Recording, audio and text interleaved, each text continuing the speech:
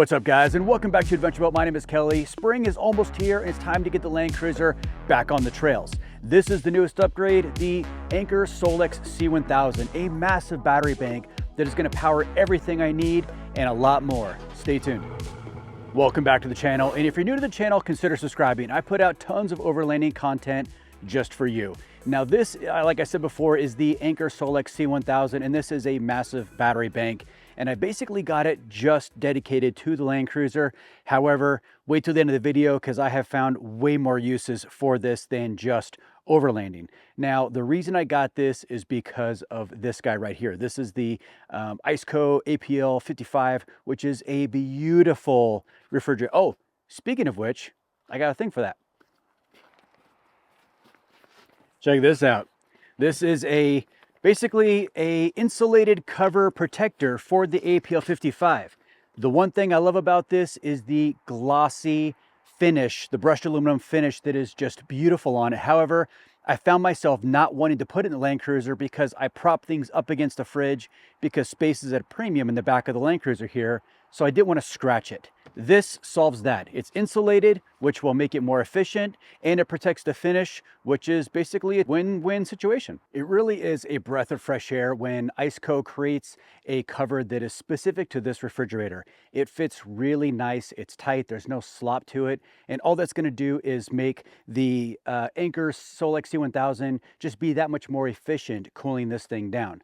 Now let's get this plugged in. I'm gonna go over some of the features of the SOLIX. Looking at the front of the SOLIX C1000, it is a really nice form factor. To turn it on, you just press and hold this button here on the side of the display, and it will give you a little startup prompt.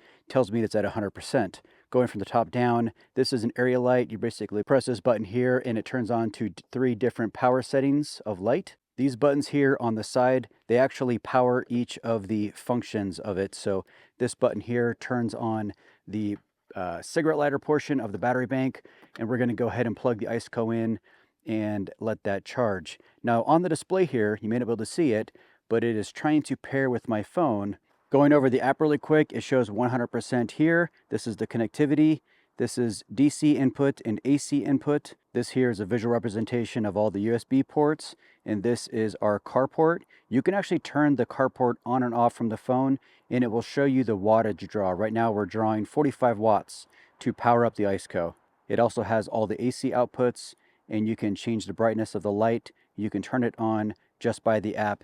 It is a really good functional app. I really enjoy using it. Now, my most favorite thing about this app is on the top here. It gives you a remaining power, and this says it will run at this same draw for 22 hours and 12 minutes, or 1 day and 24 minutes. Obviously, it's going to change depending on the power draw. However, once the Iceco is cooled down, this might go up to 3 days without having to charge it just running the Iceco. Back to the front of the power bank, you have 1, 2, 3, 4, 5, 6 AC outputs for any extension cords or any power banks, and I'll get into that later. Definitely use that quite a bit here recently. On this side, you have a power extension. You can actually get a larger battery bank, plug it into this, and it will double the size of this power bank itself.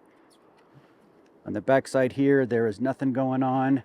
And on this side, these are your charging inputs. This is AC and this is solar, and that is a reset in case you trip the front AC breaker, and that's this one here. This is actually a breakered AC port. You might be asking yourself, why do I need such a large battery bank for the Land Cruiser? I don't take that on super long trips. However, this is the reason. I do a lot of camera work. Obviously, I've got a YouTube channel. That means I have to have a lot of different types of cameras. So I've got drones, I've got remotes, I've got microphones, I've got batteries for days, I've got radios. There is a lot that goes into making these videos, and I need to have power to run everything that I've got. With the C1000's over 1,000 watt-hour battery, I should be able to get at least 2 days worth of charging for everything that I need for out on an adventure with the Land Cruiser, because currently all I have is the battery bank and solar. I don't have any other way to charge it out on the trail. Another major factor that makes the SOLIX C1000 such a great option for overlanding is the form factor itself. It is kind of tall, but it's kind of stubby. It's got great grab handles for tie-down points. It's got weight to it, but the weight is all at the bottom, so it's not tippy.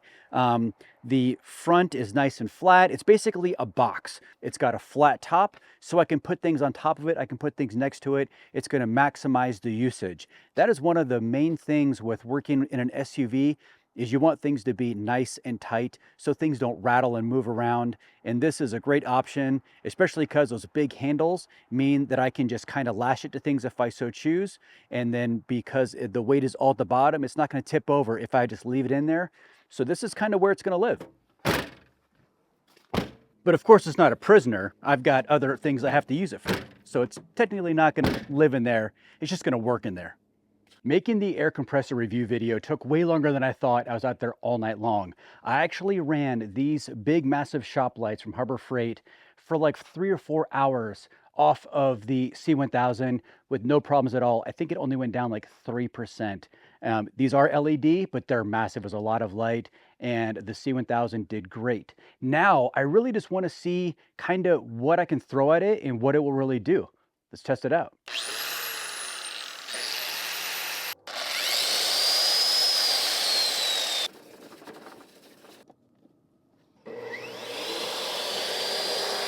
This is going to be the true test right here. This is my Eastwood MIG 180, a true MIG welder. It's got a 110 adapter to it. I'm going to plug it in and see if it'll even turn on. Hey, fan turned on. See if we can weld something.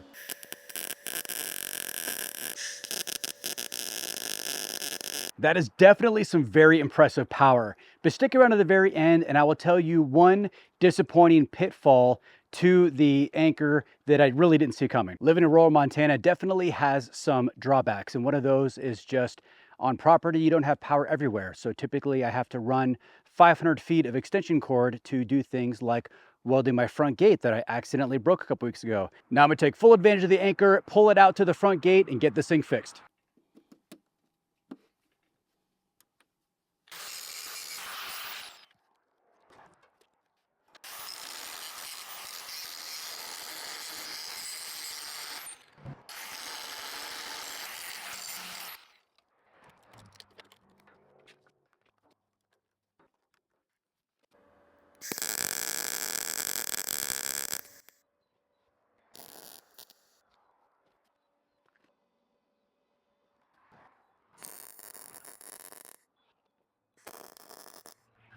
Well, it's probably one of the ugliest welds I've ever done, but the ground was really not good and I didn't want to take off too much powder coat and then it's just more to rust.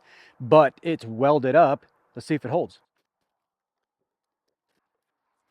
Good enough for government work. Now seriously, this Anker SOLIX C1000 has by far surpassed anything that I thought it would be able to do, especially doing utilitarian work around the house. Now this ran the grinder, it ran a saw, it ran a table saw, it ran a welder.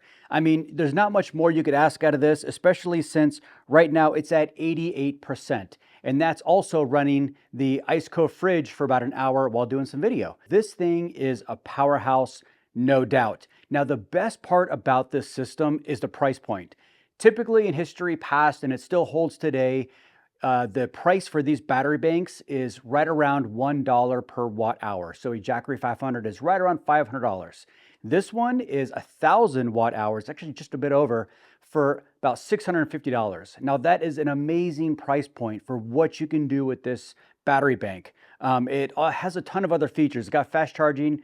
It can charge in an hour from dead on obviously 110 AC power. It's got solar input. It's got a lot of other features that I really didn't go over. That's all in the brochure kind of thing. But as far as what I use this for, it's awesome. Now, there is one thing that it did not do that I was a little disappointed. It actually, for whatever reason, it can't run my H-calorie diesel heater. I don't know why. You plug it into the cigarette lighter on DC power and it gives a voltage overprotection and it just shuts off. And I'm not quite sure why that is. I can't find in the manual if this cigarette lighter has a max, wattage cutoff, which I'm assuming it is because it won't run that diesel heater for, and I've tried multiple different ways. It just won't do it. So other than that though, this thing is a powerhouse. Anything to do with AC, you're gonna have zero issues. I did start charging batteries and a few other things using the USB ports, so those work great. And obviously the Iceco fridge worked great off of the cigarette lighter. It was just that diesel heater that did not want to run for whatever the case may be. It's probably something to do with those diesel, the coils trying to heat up. It takes a lot of energy to get those going. So I completely understand, but it was disappointing. All right, guys, I really hoped you enjoyed that video. If you did, be sure to hit the thumbs up. Be sure to subscribe. Comment below if you want to see any more testing with this bad boy, because I kind of want to see what else I can do with it now. I'll see you guys next time.